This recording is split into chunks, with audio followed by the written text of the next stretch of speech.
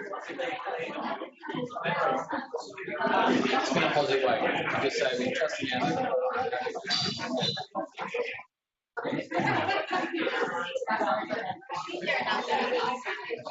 Yeah. Well, welcome everyone. It's good to have you here. My name's Pete. I am the founder of Remarkable, and you have come along to an info and a pitch night as well. Can I just ask, first of all, how many people are from a startup that would like to pitch tonight? We've got how many? 1, 2, 3, 4, 5, 6. We've got at least 6. That's awesome. That's fantastic. So you will get to pitch a little bit later on. We're going to keep holding that suspense a little bit, and we'll get you to do that a little bit later on. I'm just going to introduce the team to you. So as I said, my name's Pete Horsley. I'm the founder of Remarkable. We've got Ben Reed, who's the entrepreneur in residence at Remarkable. We've got Alyssa up the back. Alyssa is our communications expert. We also have someone else that is not here yet, actually. Oh, Margaret's here. We are proud to announce that Margaret's actually joining the Remarkable team as Ops Manager. So, and then we've also got Sean Hall, who is down the front here, who's also going to be looking after founder wellbeing this year as well. So we're super excited to have Sean. It's a partnership between us and Energex, and so that's really exciting. So I'm going to start just by giving a super high level understanding of what Remarkable is and what we do. But I want to give people the opportunity to ask some questions to the team as well. We'll bring the team up and we'll give you some opportunities to ask us questions, because we want to answer the things that you need to know about what we do. And we have to thank our sponsors as well. So our founding partner was Telstra Foundation, or is Telstra Foundation. They continue to sponsor us. We've brought on a new partner this year, Macquarie, and also New South Wales Family and Community Services as well. And we will have another partner to announce hopefully in the next couple of weeks as well, which we're really excited about. We are a division of Cerebral Palsy Alliance. We're a large not-for-profit in New South Wales. We have about 1,100 staff, and we see over 5,000 clients. And we are the oldest cerebral palsy organisation in the world, literally by 1 week. There was another cerebral palsy organisation that registered 1 week after us in the States, but we beat them, and we're holding to that, which is really great. I've been with them now for a number of years and had a number of roles with them, but excited to have kicked off Remarkable and what we're doing with that. We really believe that now's the right time for something like Remarkable. Do you guys need some paper towels? Would you like paper towels? Here is Steve's already there. Oh, Steve. We do want to thank Atlassian as well. They're incredibly kind to us in feeding us, in watering us, and even in cleaning up our beer. So let's give a round of applause to Atlassian. One of the things that is driving us is change, and we want to see impact. And a number of you have heard this story before, so apologies, but some of you haven't. So I'm telling it to the ones that haven't heard it. This guy's name is Alper, and he lives in a small country town in the northwest of Turkey called Bursa. And we actually ran a design competition about 5 years ago now, asking people from around the world who did have a disability. We said, what's something that would actually change your world? What's something that would make a difference in your world? And we wanted to hear from the customer. We wanted to hear from users about what would change things. And Alper actually found us. I don't know how, like we're a small organisation kind of in Australia, but he found us, and he actually noted something online. He said, look, I've got a powered wheelchair that doesn't hold its charge all day. It limits me in the way that I can't go to hold down a full-time job and get into work and for it to hold enough charge to stay in there for the day and then come home again. I can't go to worship at the temple that's on the other side of town as well because it's just too far away. So my wheelchair actually limits my life, even though it is my means of transportation. And so he said, if someone could design me a solar-powered wheelchair, that would be awesome. He said, we've got lots of sun in Turkey. Power might come in and out, but sun we do have. And so we put it out to the worldwide maker community, and we said, can anyone actually create a solar-powered wheelchair? We had the University of Virginia Tech in the States, who are one of the feeder universities for NASA engineers. And they said, yeah, we'll do it as a student project. And they created something which granted, it's really ugly, like, right? This is their prototype. That is a solar-powered wheelchair, right? It has some solar panels and it has a wheelchair, but it works. We went to award the university some prize money, and they said, look, we don't want the prize money. And we said, well, it's kind of part of what we have to do. We have to give it to you. They said, well, can we ship the prototype over to Alpa? We said, absolutely, that'd be fantastic. So they did. They shipped it over to him. Within a couple of weeks, we had received a couple of emails from Alpa saying, here's me in front of the temple that I wanted to worship at. About 6 weeks after that, he said, I've actually got a part-time job now. And that changed his life. And we still get emails from Alpa now 6 years later even. That's the kind of impact that we're hoping to have. We know that technology changes things, right? Changes things for every one of us. What we want to make sure is that people with disabilities aren't left out of that, or that the technology isn't more excluding than what it is already. And we see three things happening around us at the moment, and this is why we believe that now is the right time for Remarkable. We see a market forming. So I was just talking to these guys before that in Australia we've got one of the largest social reforms happening right now, happening around NDIS, and that is a great change. We actually do believe there's lots of hiccups, there's lots of bumps. There's lots of analogies about planes being built as they kind of start taking off and all of those sorts of things. But it's going to be better, right? And we do believe that. Now, rather than government giving big chunks of money to organisations where they hold the power, smaller parcels of money are given to individuals for them to choose how they'd like to spend their support services and the support technology that they need. Government spending is going from $6 billion to $22 billion. But the change that that's going to bring through enabling people to get back to work and the taxes that those people will bring will easily pay for the scheme. So we believe that the choice that people do have around having the ability to choose their money and spend it where they want to, we think is absolutely critical. And it's a massive change for what's already been a completely underfunded and disparate sector. The second thing we see is kind of what's going on in technology, and we all love our technology, right? We're playing with VR and AR. I don't know how many people play with robotics. All of these things are actually the price point for getting into those things is becoming smaller and smaller, which is fantastic. But what we didn't see was that technology being applied to the lives of people with disability, and we want to see more of that. We want to see organisations like CPA, we want to be disrupted, and we want there to be better service models. We want there to be better technology out there for people with disability. And then the third thing that we saw was really around what's happening around impact investment. So most of you have heard of impact investment. Some people have, some people haven't. So impact investment are people who want to see not only return for the dollars that they invest, but they also want to see some social good, social environmental good that comes out of that as well. Every impact investor that we spoke to, our big sample of about 5 of them at the time, but we've since spoken to a lot more. We're all saying, look, we've got more money here than we know what to do with. We just need more investable things. So you bring a market that's developing, you bring the technology that's kind of there that can be transformative, and you bring the dollars that are needed to perhaps accelerate things forward. And we believe that we've got the right conditions and the right time to do something like Remarkable. Why else do we do it? Because we love to support founders who have great concepts and great ideas that want to change the world and do something that's creating a better world. I grew up with a sister with a disability. She was born blind, and she also has an intellectual disability. So for me, it's a personal driver as well.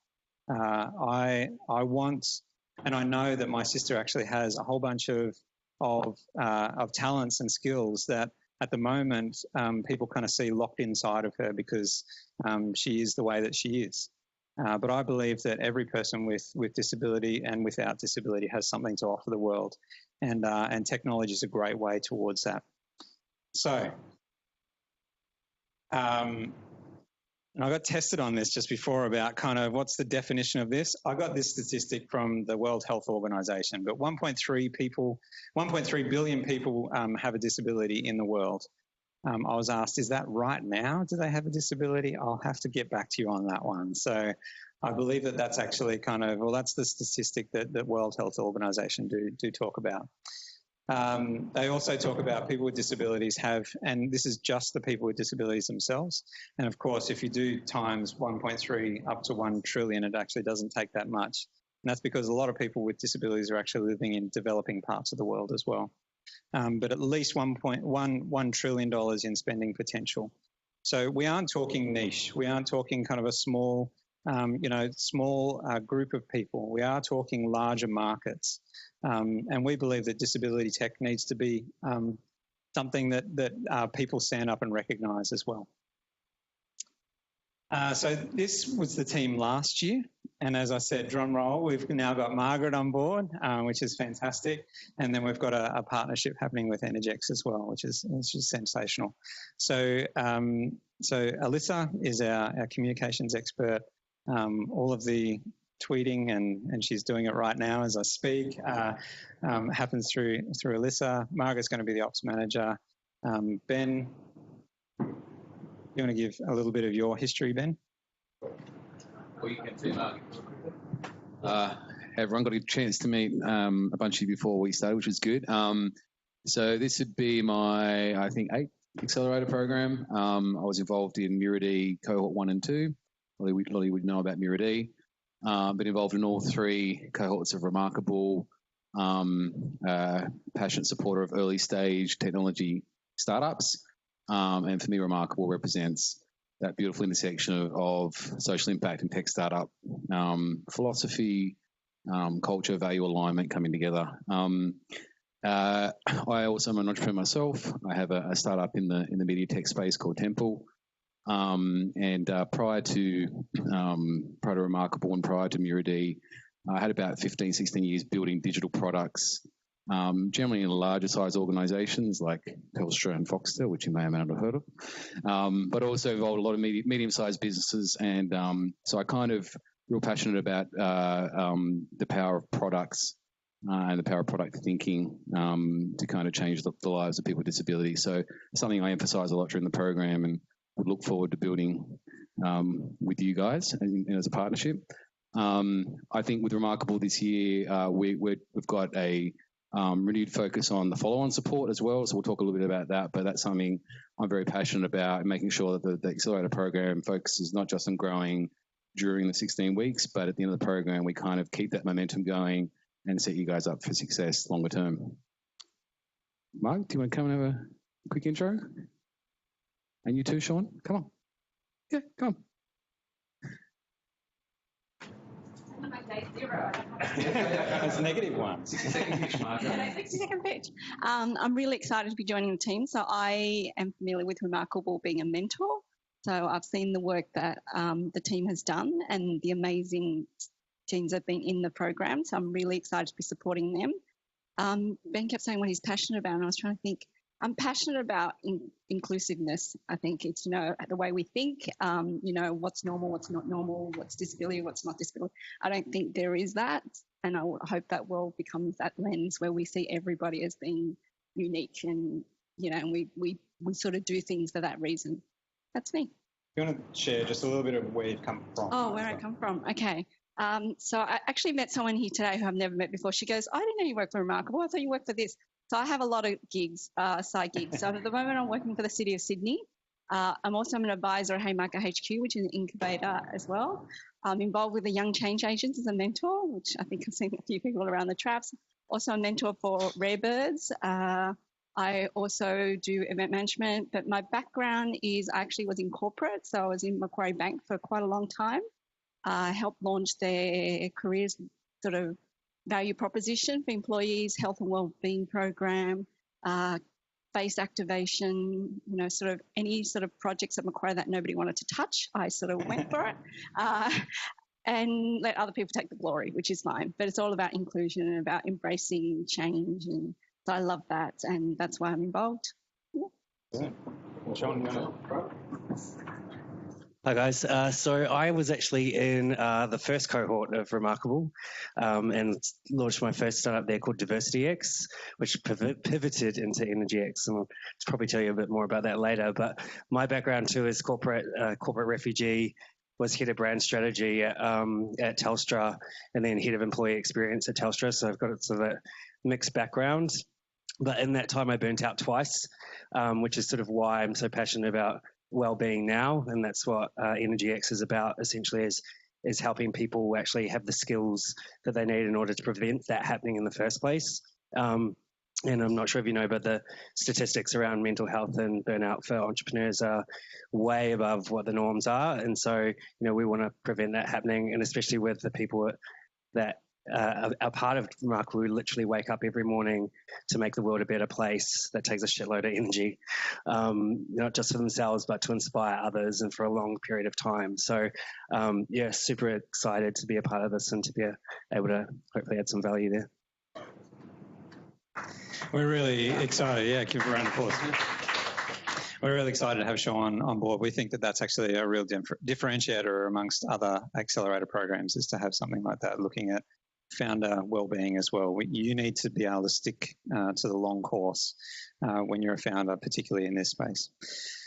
So I'm not going to kind of talk too much more. We'll give a little bit of maybe some of the kind of colour and light will come from your questions, but a little bit of kind of where to around the program. So we are going to take a smaller number. We haven't actually decided how many yet. We'll go through to boot camp.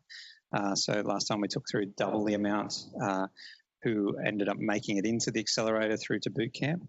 And then from there we will decide between probably 6 to 8 is the number of startups that we're looking at this year. Possibly a slightly smaller number. We had 8 last year. Kickstart will be a couple of 2 intensive days that we're going to be running. And each of the kind of bubbles, if you like, actually does have an intensive attached to those. The first 3 are 2-day ones, and then the last one's a 1-day intensive as well. We also run weekly masterclasses.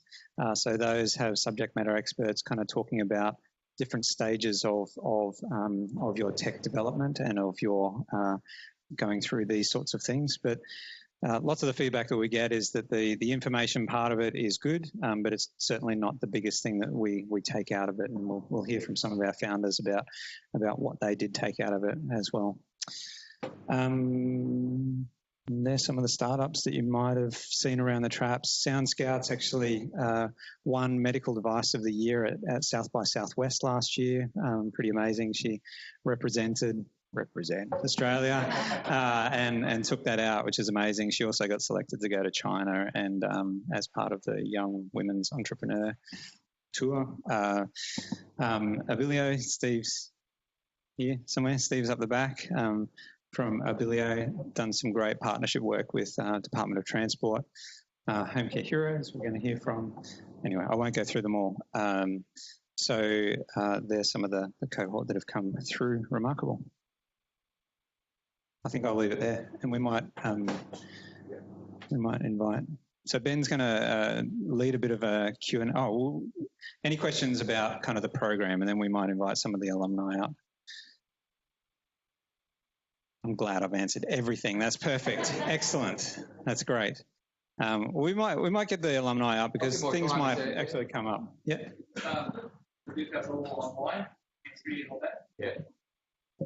Yeah. So if you go onto the website remarkable.org.au, go to the accelerator link. You can. It takes a little bit to kind of fill in, so don't leave it to the last minute. There's an application page on there, including you have to do a 1-minute pitch, which you'll get some practice at tonight. So, any other questions? All right, we'll get. We might get some of the alumni up. So we're going to get Steve, we'll get Sean, and we'll get Jenna.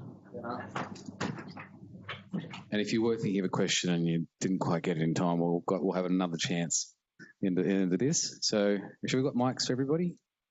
Maybe I'll pass on. Jenna? Yeah. Rose between two thorns, three thorns, maybe. In my opinion, it's really important for, if you're considering accelerator program, to speak to people that have been through it before, and get real frank feedback about whether they'd recommend it, and just hear from them exactly what it's like. So this is your chance to hear direct from alumni. I really encourage you to think of some questions you want to ask them. We're very transparent at Remarkable. We care deeply about the founders, and we like to think our founders think highly of the program, but there's no sort of pre-filtering going on here. So, starting with the questions, I'll start off with a couple, and I think firstly, just be great to kind of get a quick 60-second pitch maybe from each of you. Well, you've kind of done yours, Sean, but maybe Jenna and Steve, you want to give a? Yeah. Does this work or? It's on? Okay. So I'll just talk into it anyway. So I'm Jenna. I'm from Home Care Heroes, and we're an online platform that connects people with disabilities or who are elderly, ill, or injured with passionate people in the community who do companionship and non-medical service. It was like 20 seconds. That's good. This is how good you get it. Yeah. I'm Steve. I look after Abilio, which is a startup aimed at helping people with mobility disabilities move through public transport and public spaces and identify accessible venues and locations. See? Yeah. Wow, it's succinct. Maybe we should make it a 20-second pitch. But and maybe it'd be good to kind of talk about, I guess, how you would describe Remarkable to a friend. If someone says, "What's this Remarkable accelerator program?" Put you on the spot. Give us a flavour of what would first come to mind and how you might describe that succinctly. So I always say that it's the only disability accelerator in Australia, and it's for tech startups who are focused on social inclusion for people with disabilities. That's usually my elevator pitch and what I posted on Facebook to promote the event. Totally. I'm the same way. Like I always talk about it being the only accelerator focused on inclusive technologies to support the lives of people with disabilities. And also, I guess the way that I would think about it too is, is something which keeps you accountable, or I guess to an outcome as well throughout the whole thing. So I know that I had you guys sort of kicking my butt all the way through to actually achieve an outcome, but keep you focused on the problem as well. I think the only thing I add to that is the fact that it although it centers around disability, it doesn't exclude commercial viability, but it also embraces the socially inclusive nature of businesses like this. That it's not necessarily geared around fast profits; it's geared around the impact that you make. I'm going to ask one more, but get your questions ready. So what was, I guess, the most valuable part of the program for you? For me, it was actually keeping you on track. So no fail goals every week. I don't know if you remember, but I went in, to tell you a little story, I went in thinking that I knew how to solve the problem, which was basically how to help people with disabilities get jobs. So that's what DiversityX was about. It was a coaching platform to help people with disabilities actually see and communicate their value so that employers would see it from the other way around. I thought I knew how to solve that the first time, and I was completely wrong with what I thought was needed. And these guys basically said, and I said, it's not going to work. These guys said, well, you got 1 week to come up with a new idea. And then a prototype essentially to do that. And so we went from basically focusing just on a marketplace idea to actually a positive psychology-based coaching platform. But yeah, it was that, I think, which really, I don't know, I think it was also that belief that you guys had in me at the time as well. I think that's a big part of it because it's hard. It's really hard when you're solving these problems. that governments have been throwing hundreds of millions of dollars at and nothing's really changed, and then you come along and you think you can do it better, you actually need someone that's got your back. For me, it's probably two things. So a lot of you guys are probably still working from your parents' living room or your own living room. So, yeah, I'm still kind of there. So before coming to Remarkable, we'd been running for a year, but we had traction, but it was pretty good, but not great. And we really saw a lift out of Remarkable because we moved we moved our offices out of my parents' living room and into office space, which made a big difference. We do still live at home with my parents though. And that was a good kick because it makes a big difference just working from home versus like actually going somewhere to work. And the second part is the networks that you build. So I feel like there's like A, B, C, D, E, F, G. So 2A would be having Ben, who's there for every step of the way. Like he is involved in every single startup. And like when I say involved, like really involved. And he's actually a home care hero. I have to watch Parramatta Eel rugby league games every weekend. It's very tough, but it's true. Which is awesome. And he gave us the kick in the butt that we needed to really completely take off. So before that, we were kind of working part-time and doing this as well. So having someone be like, this is working, guys. You need to really focus on it and help us focus on the right thing was huge. And the second part of the 2B C/D, yeah.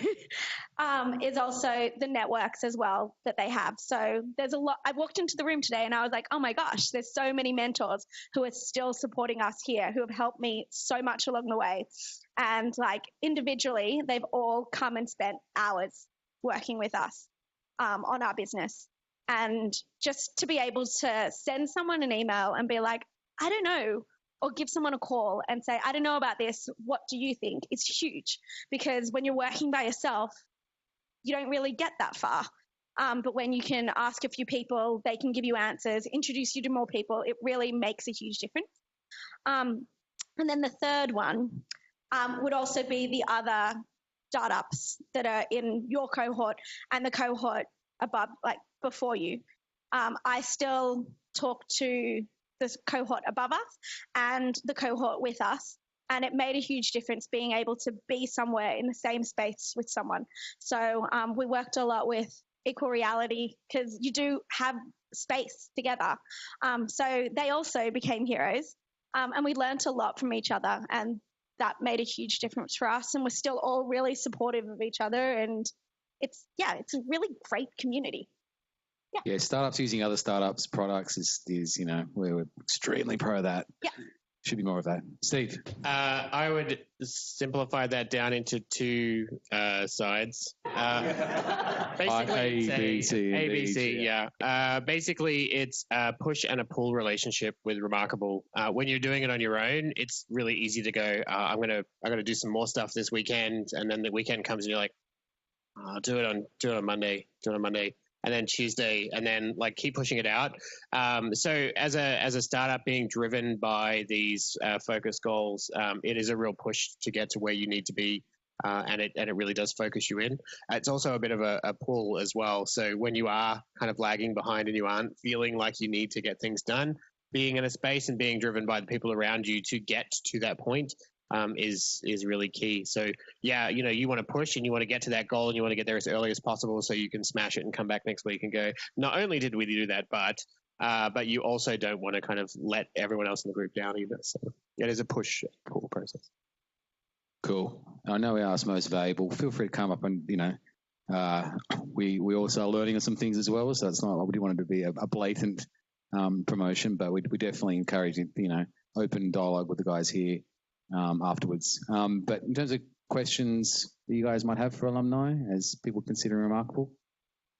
So it seems like the benefits is more about giving you the motivation Apart from that, have you had any value in terms of, are there any direct connection between what you get at Remarkable and the revenue? Just to repeat the question for the recording, is there any direct connect, apart from the peer motivation, is there any direct connection between Remarkable and the revenue you make? Yeah, I don't mind answering this first. That depends on you. If you structure yourself in a way where what you're actually taking out of Remarkable is that you're taking what they teach you in the mentor program. So let's say there's a masterclass 1 week on marketing, and you take that in 1 week, and then you kind of work out how it goes into what you have, and then you push something out the week after that, and then you start getting direct revenue from that. Absolutely. But if you're expecting that Remarkable will go out and market for you, and then therefore you'll get revenue via that way, that's totally not how it works. So I cannot rephrase my question. So does Remarkable act as a distributor? So I would imagine that for formal caregivers, it would be the families being the customers. And for you guys, it would be the same. So in that sense, have they provided introductions or any evidence by the customer? I'm not saying that they acquire the customer, but provide you with an evidence. So that Yeah, I think it's the way you phrase the question. So just to kind of rephrase it, and then I'll let everyone else answer. So what you're asking is, okay, Remarkable is not a distribution channel, but do they give you enough connections to actually advance you if you were putting your kind of lessons into practice and actually taking action to market, advertise, improve your product? Is Remarkable good at introducing you to other people and other places that you can capitalize on? I'm going to stop there and say yes, and then pass it over. Yes, they were really, really helpful for us because Matt and I don't come from a disability background. So we're both from corporate. So when we stepped into this space, we were like, we don't know anyone. So they do help you make those introductions, but they do the introductions, but you really have to chase the relationships, just like everything. But also they do invest in you. Well, for us, it was a $20,000 grant. So boom, straight in the bank account. And now it's 35K, yeah. 35K. So that is really, really helpful in terms of, well, for us, it allowed us to focus completely on the business, which makes a really big difference. But yeah, like they do set you up with a lot of networks, a lot of people in the social enterprise space. And the really cool thing about them is that they don't stop doing it. So we finished the program in July last year, and they're still doing it for us. They're still like, hey, Jenna, this person might be a really good link for you. We had lunch the other day, which they paid for, which was super nice. And I was like, this is all of the things that I want to do. How can you guys help me? And they were like, this is the plan. This is how we can help you. We still want to support you despite the fact that the program is over, which is really cool. But again, it's all about like, they'll do the introductions, but it's all about you to drive them. Just to expand on that too, it really does help afterwards. So we unfortunately had a kind of personal situation arise after we went through the program, and almost immediately had to kind of abandon our startup about a week after, which was terrible. But at the same time, coming back into it, the ability to say, hey, we've been through this program. People know the Remarkable program in the startup space. It's not just saying, hey, we've been through a program. It's called Remarkable. Maybe you've heard of it. You can talk to, fish burners. You can talk to Marudi. You can talk to these, startup industry leaders and say, I've been through the Remarkable program, and that carries weight. That's not just saying, hey, I went and did a course online and it was great. It comes with credibility. It also comes with accountability. If you then say that, they'll probably ping one of these guys and say, hey, have you heard of this Abilio group? Are they any good? What's going on here? So it definitely counts for a lot more than what you can immediately see during and immediately after the program. Yeah, I'd add to that too. Like, it's just you have to know what you're asking for. Like, I think that's really important too. Like, if you're going to ask for a connection, you've got to have something valuable to have that conversation first, because these guys will be putting their reputation on the line with that sort of stuff as well. And then I also think the value does really come in the mentors and things like that and the introductions. I know that, I remember having this meeting where I had like the ex-MD of Apple, I had a head of strategic sourcing of Coke, I had a head of strategic sourcing of DocuSign, Salesforce, and these are people that I could just never ever meet, and they were all there just through the introductions, through mentors. But then, as Jenna sort of said, it's up to you to turn that into actually making it into something. And big shout out to the Mentor Network. Hands up, mentors here tonight. Soon to be mentors can raise their hand as well. So, we love our mentor family. I think only thing I'd probably add as well is, of course, there's an opportunity for CPA to be a partner, distribution channel, etc. It's obviously got to be the right fit, and it's got to be done as a a sort of proper arm's length conversation. But you're definitely in the front row by going through Remarkable, and we're actively looking. CPA is actually looking for ways to innovate itself through partnering with startups. There's a very sort of aligned win-win there. And a number of our cohort are in active sort of distribution deals or conversations in and around that. Do you want anything to that, Pete? Yeah.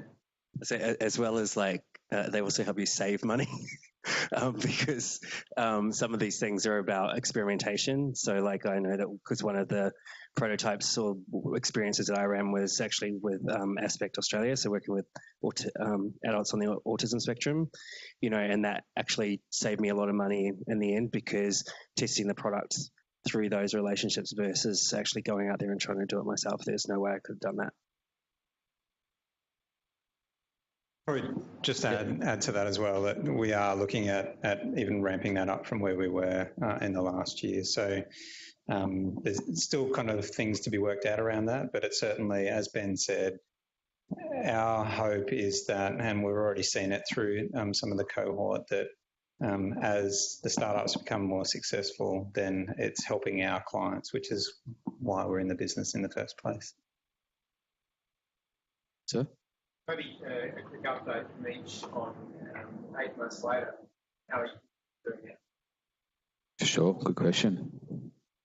8 months later, how are our businesses doing? Yeah, go for it. Tell it like it is. Well, I was actually in cohort 1, so it's about 16, 17 months since then.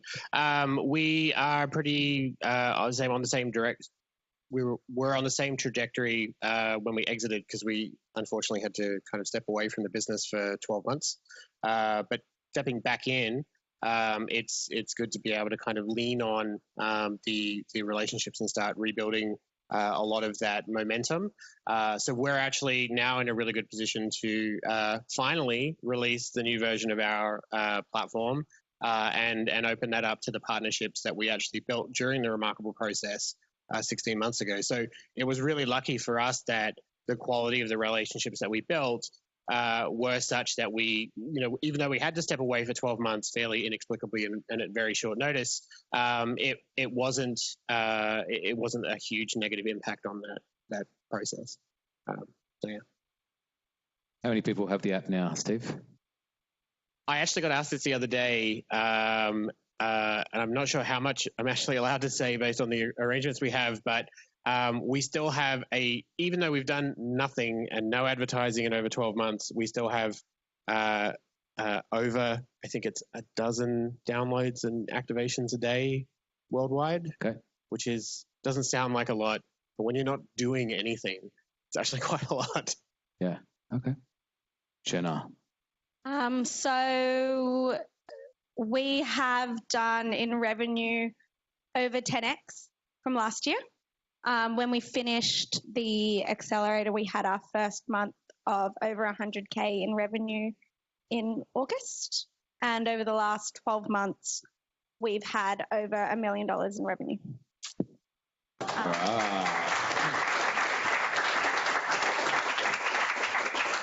And I've contributed about $250 of that through watching Parramatta Eels games.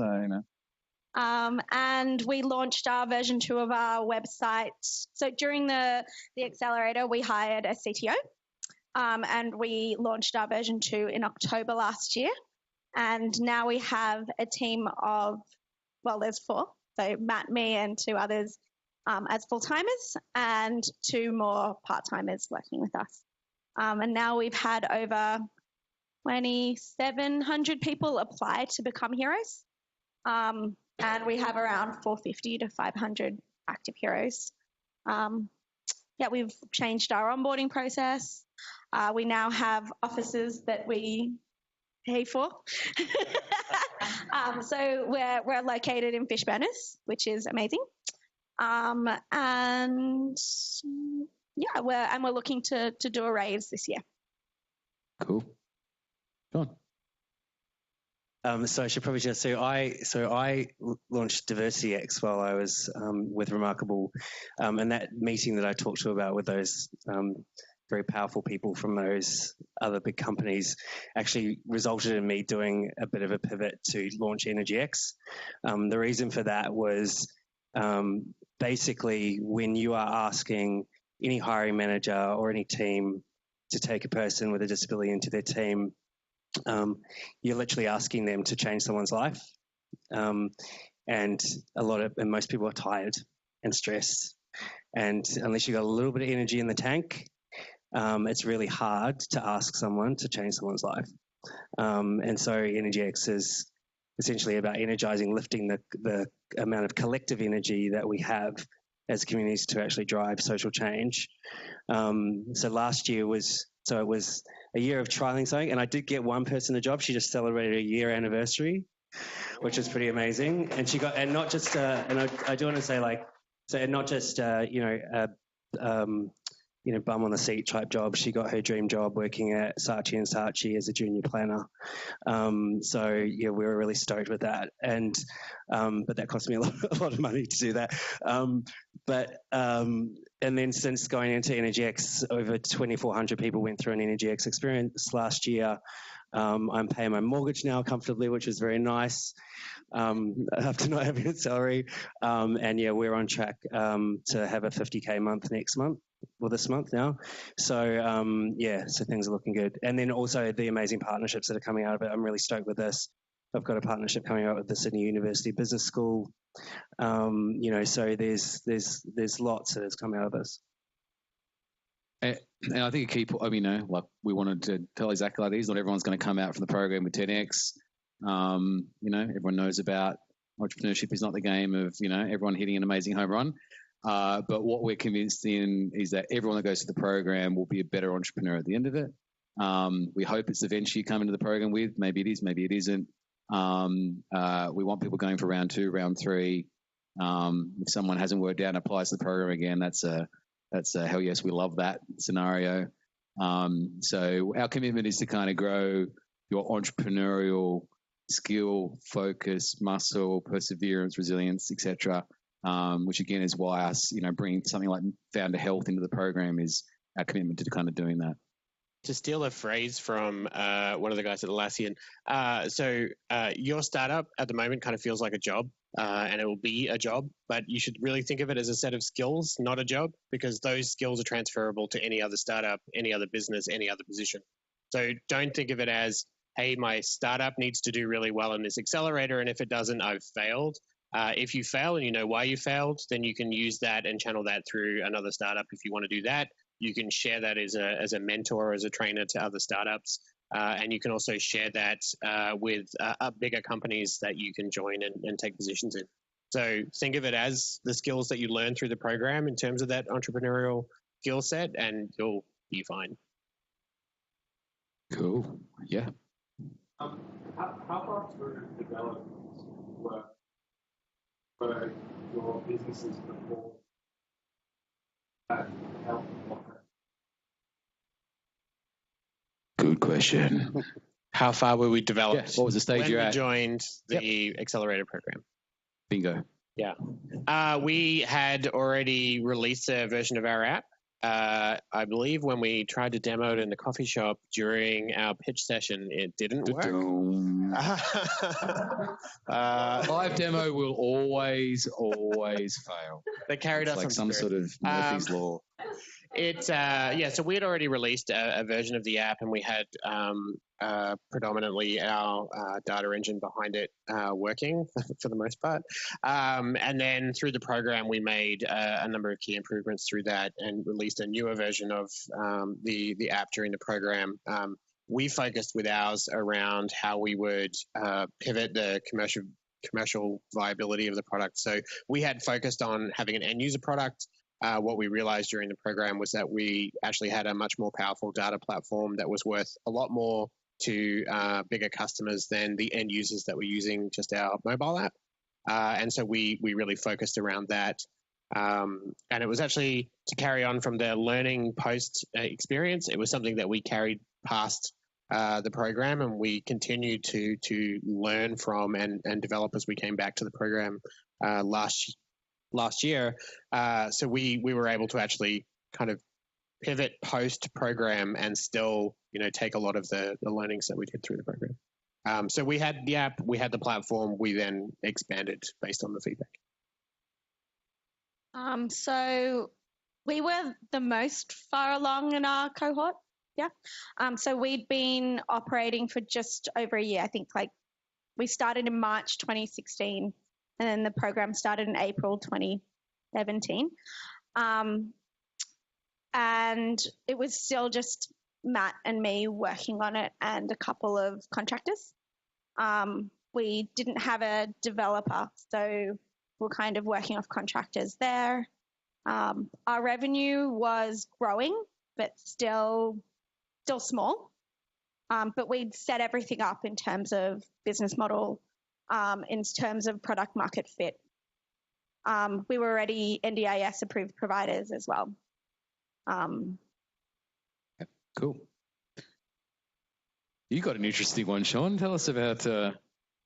So when I first came in, I was actually head of experience at a HR technology company called LiveHire. So we left Telstra, went there, was like employee number 11, hated it, and hopefully not. Yeah, just felt So, but what I was trying to do was actually use the LiveHire platform to create this talent marketplace between people with disabilities and employers. As I said, about 4 weeks into the program, trying to do that, realized that the problem was actually not about access. It was actually more about psychology.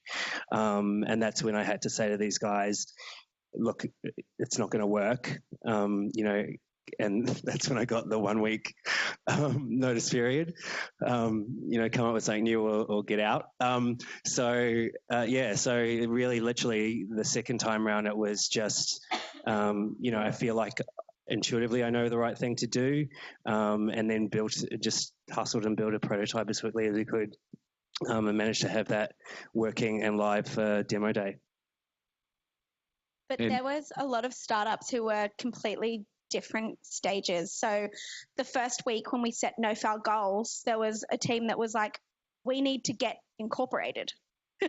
I was like, oh, we're all at different stages. So and loosely the program is broken into like first half being about build and product and second part being about sales. So what we're looking for is you being in a sales ready mode by at least halfway through the program. And so we sort of apply a little bit of that filter, because otherwise you won't benefit from what we organise for the second half of the program. So, we bring a lot of people focused on B2B sales, on B2C sales, growth, growth tech and growth marketing, etc. So if you're in a position to be able to sell, you're going to really be able to maximise benefit from that. So, there's different profiles if you're a software startup or hardware startup, we wouldn't rule out people who tonight pivoted their business and decided to build something else if we can be convinced that you're going to be able to come on that program journey with us. Just to kind of somewhat extend and then pivot on that. So your question actually added to the end, did that harm or hurt us? I think hurt, help. I think with us it helped, but it also kind of it made it more difficult because what we were kind of on a trajectory. We thought we had the right thing. That's kind of what we brought into the program. And what we realized was that we needed to focus on, you'll have Mike, I think, Mick come and do one talk on focus. It's the talk. Mick Lebinskas he's talking about. Yeah. He's Mr. Focus. You can Google Mr. Focus and you'll find him. He really kind of helped us focus in on who we were targeting. It didn't even matter what we were selling, what we had, what we were offering. It was what we were trying to ship as our kind of product. And I think when we did that, we realized that we had two focuses, not one, and kind of shifting that down helped us to really kind of get in and focus on that for the rest of the program. But there were people that started with nothing and no app, no hardware or anything like that. And I think when you're kind of coming from that perspective, to be ready halfway through, my advice would be ready to do this full time. Be prepared to have that as your dedicated block of, I think 8 weeks is the halfway mark. So that 10 weeks to 12 weeks is the critical time that you need to dedicate to this and this alone.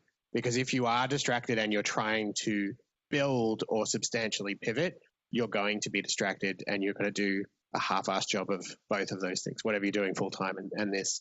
If you want to give it the best chance of success from the ground up, give it the 10 weeks that it needs to do that. Cool. All right. Well, yeah, sure.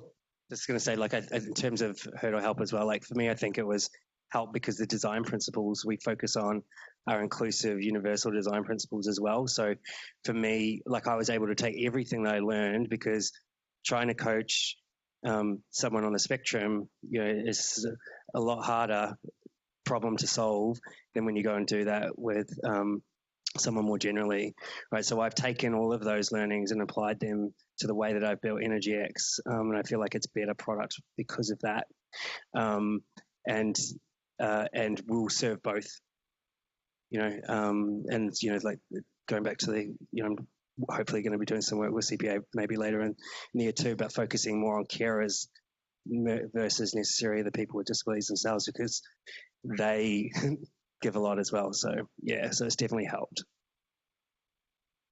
Awesome. All right. Well, you guys can stick around for a few minutes for some questions afterwards. So if there was something you wanted to ask, feel free to come and grab the guys, grab Pete, myself, Marg. Got a whole army of people you can grab. So I'm going to hand over to Pete. We did mention we want to give a chance for people in the room who have a startup to be able to pitch. It's a 60-second pitch. No pressure. I think most people possibly haven't done a 60-second pitch before, so it's a friendly audience. We just want to hear from you quickly in that 1 minute about you, about your business, problem you're solving, and give us a good succinct snapshot. And Pete, I guess I'll let you MC that. Can I just say one more thing? Sorry. Yeah. Jenna's sneaky one more thing. Yeah. One more thing. So we did have someone in our cohort that had done quite a few accelerators, and they were like, this is the best accelerator that I've ever been through or heard of. A lot of other social enterprise accelerators do ask you to pay to be part of the accelerator. And that was like what we were looking at before we found Remarkable. So I really think that like that's an extra point as well. It's like everyone is really committed and it's not like a rot. So it is a very, very good accelerator and I've really enjoyed it. We got the payroll, Jenna. Thank you. Yeah. We didn't plan any of this earlier. All right, Pete. Can I just give, if you haven't pitched, this is pitch advice. Yeah, this okay. Pitch advice. If you've never pitched before, the key thing you want to remember is frame the problem really quickly, then frame what your solution is to it and why it's going to be amazing. Don't try and talk extensively about your thing and then go, oh, by the way, it solves this problem. And then the pitch to solve it. Real-time pitch coaching. That's perfect, Steve. Thank you very much. So, yeah, focus on the problem, focus on your solution, and tell us what's unique about you, or what we say what's remarkable about you. So we will go up to 2 minutes, but we won't give you much more than 2 minutes. We'll cut you off then.